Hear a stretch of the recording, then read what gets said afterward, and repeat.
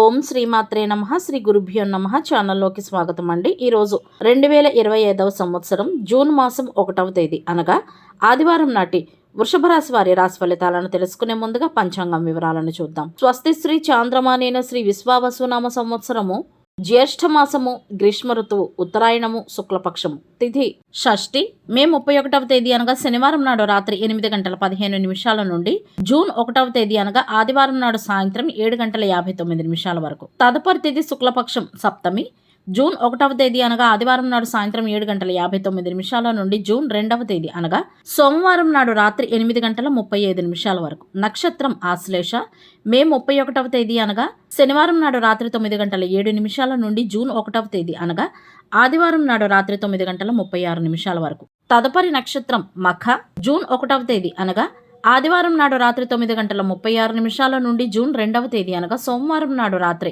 10:55 వరకు. కరణం కౌలవ మే 31వ తేదీ అనగా శనివారం నాడు రాత్రి 8:15 నుండి జూన్ 1వ తేదీ అనగా ఆదివారం నాడు ఉదయం 8:01 వరకు. తైతుల జూన్ 1వ తేదీ అనగా ఆదివారం నాడు ఉదయం 8:01 నుండి అదే రోజు రాత్రి 8 గంటల వరకు. గరజి జూన్ 1వ తేదీ అనగా ఆదివారం నాడు రాత్రి 8 గంటల నుండి జూన్ 2వ తేదీ అనగా సోమవారం నాడు ఉదయం 8:11 వరకు. రాహుకాలం సాయంత్రం 5:05 నుండి 6:43 వరకు. యమగండ కాలము మధ్యాహ్నం 12:14 నుండి 1:51 వరకు. గుళికా సమయము మధ్యాహ్నం 3:28 నుండి సాయంత్రం 5:05 వరకు. దుర్ముహూర్తము సాయంత్రం 4:59 నుండి 5:51 వరకు. వర్జ్యము ఉదయం 10:10 నుండి 11:48 వరకు. అభిజిత్ ముహూర్తాలు ఉదయం 11:48 నుండి మధ్యాహ్నం 12:39 వరకు. అమృతకాలము సాయంత్రం 7:57 నుండి రాత్రి 9:35 వరకు. బ్రహ్మ ముహూర్తం తెల్లవారుజామున 4:08 నుండి 4:56 వరకు. సూర్యోదయం ఉదయం 5:45 సూర్యాస్తమయము సాయంత్రం 6:43. చంద్రోదయం జూన్ 1వ తేదీ అనగా ఆదివారం నాడు ఉదయం 10:40 చంద్రాస్తమయము అదే రోజు రాత్రి 11:47. సూర్యరాశి వృషభ రాశి జన్మరాశి. చంద్రుడు సింహరాశిలోకి ప్రవేశించే ముందు జూన్ 1వ తేదీ రాత్రి 9:36 వరకు కర్కాటక రాశి గుండా ప్రయాణిస్తాడు.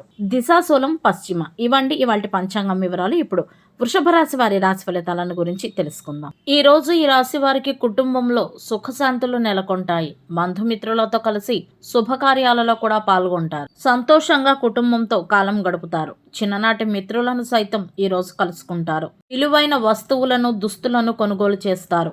తమకు అప్పగించిన బాధ్యతలన్నింటినీ సమర్థవంతంగా నిర్వహిస్తారు. ధన ప్రాప్తి ఉంటుంది. శారీరక సమస్యలు దూరమవుతాయి. సమాజంలో గౌరవం పెరుగుతుంది. దాతృత్వంపై ఆసక్తిని చూపుతారు. సోషల్ మీడియాలో ఉన్నవారికి ఈ రోజు కీర్తి పెరుగుతుంది. ఈ రాశి వారికి తమకున్న కొన్ని ప్రత్యేకమైన కోరికల్లో ఏదైనా ఒకటి ఈ రోజు నెరవేరే అవకాశం ఉంది. రియల్ ఎస్టేట్ రంగానికి సంబంధించిన వారు ఏదైనా నిర్ణయం తీసుకోవడానికి ఇది సరైన సమయం అని చెప్పవచ్చు. ఈ రాశి వారు తాము చేసే పనిలో సమయాన్ని పెట్టుబడిగా పెట్టవలసి ఉంటుంది. ముఖ్యమైన పనులు చేసే ముందు సలహా తీసుకోవటం ఉత్తమం. పెద్దలను గౌరవించడంలో ఎటువంటి తప్పులు చేయకండి. కార్యాలయ రంగంలో ఉన్నవారు పనిపై ఎక్కువ దృష్టిని పెట్టాల్సి ఉంటుంది. అదేవిధంగా ఉద్యోగులు సిబ్బంది చేసే పనిని గమనిస్తూ ఉండాలి. ఉద్యోగస్తులకు స్థానచలన సూచనలు కనపడుతున్నాయి. కార్యాలయ వాతావరణం ఒత్తిడితో కూడుకున్నదిగా ఉంటుంది. మనస్సులోకి కొత్త ఆలోచనలు వస్తాయి. డబ్బు సంపాదించే అవకాశం లభిస్తుంది. అయితే డబ్బు ఖర్చు చేసే విషయంలో కాస్త జాగ్రత్త పడాలి. వృధా ఖర్చులు చేయకుండా ఉండాలి. ముఖ్యంగా ఈరోజు మహిళలు వంటగదిలో ఉన్నప్పుడు తగిన జాగ్రత్తలు తీసుకోవాలి. అదేవిధంగా చిన్నపిల్లలు ఇంట్లో ఉంటే గనక వారిని వంటగదికి దూరంగా ఉంచేటందుకు ప్రయత్నించాలి. సానుకూల ఆలోచనలు కలిగి ఉండడంతో పాటు ఆహారపు అలవాట్లపైన శ్రద్ధ చూపాలి. కుటుంబ వాతావరణం బాగున్నప్పటికీ కూడా బయటి వ్యక్తులను కుటుంబ విషయాల్లో జోక్యం చేసుకోనివ్వకండి. ఈరోజు సంతానం యొక్క స్నేహాలు మరియు వారి కార్యకలాపాలకు సంబంధించి కొన్ని చెడు విషయాలు మీ దృష్టిలోకి రావచ్చు. అయితే వారిని దండించే బదులు ప్రేమతో వివరించడానికి ప్రయత్నించండి. ఈరోజు అపరిచితులకు దూరంగా ఉండండి. ఈ రాశి వారు ఈరోజు తాము సాధించిన విజయాలకు కొన్ని అవార్డులను అందుకుంటారు. కొంతమందికి వృత్తిరీత్యా కొన్ని ఆటంకాలు ఎదురవుతాయి. ఆరోగ్యం పట్ల కూడా శ్రద్ధ చూపించాల్సిన అవసరం ఎంతైనా ఉంది. వ్యాపారస్తులకు వ్యాపారంలో అమ్మకాలు పెరిగే అవకాశాలు ఉన్నాయి. సంతానం పట్ల జాగ్రత్త వహించాలి. కొంతమందికి ఆకస్మిక ధన నష్టం ఏర్పడే అవకాశాలు ఉన్నాయి. ఈ రోజు కుటుంబ కలహాలకు అవకాశం ఇవ్వకూడదు. ఉద్యోగ రంగంలో ఉన్నవారికి ఉన్నతాధికారులతో సంబంధాలు బలహీనపడే అవకాశాలు ఉన్నాయి. కాబట్టి మాట్లాడేటప్పుడు ఆలోచనాత్మకంగా వ్యవహరించాల్సి ఉంటుంది. అదేవిధంగా సహోద్యోగులతో ఏ విషయం గురించైనా చర్చించేటప్పుడు 1కి 10 సార్లు ఆలోచించి మాట్లాడాల్సి ఉంటుంది.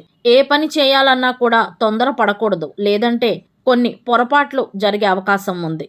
ఆన్లైన్ రంగంలో ఉన్నవారు ఈరోజు కొన్ని పెద్ద ఆర్డర్లను అందుకుంటారు.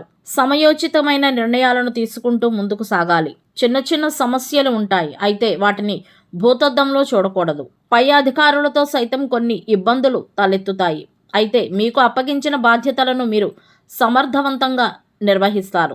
ఏదైనా ఆస్తిని కొనుగోలు చేయాలి అని ప్రణాళికలు వేసుకుంటే గనక వాటికి సంబంధించిన ప్రతి ఒక్క అంశాన్ని మీరే స్వయంగా క్షుణ్ణంగా పరిశీలించాల్సి ఉంటుంది. వేరొకరి మీద ఈ విషయంగా ఆధారపడకూడదు. ఆర్థిక పరంగా అభివృద్ధిని చూస్తారు.